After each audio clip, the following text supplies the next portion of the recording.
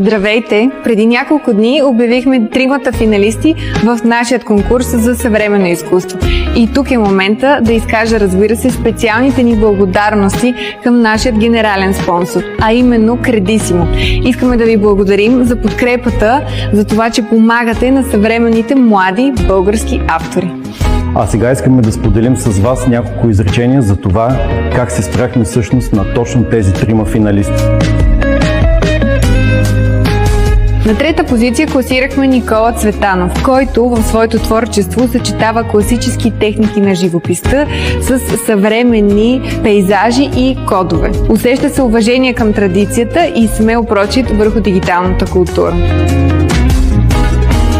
На второ място в конкурса се класира скулпторът Стефан Коцев, който ни впечатли изключително с цялостното му портфолио. Произведенията са му невероятно въздействащи. Всяка една от тях носи невероятен заряд и пораждат страхотни емоции. И на първо място класирахме Десислава Латинова, за която ще ви разкаже за нея и нейното творчество. Не. Няма да ви разказваме нищо за Десислава. Очаквайте самостоятелната изложба през 2026 година, разбира се, в галерия Nova Art Space. Очаквайте!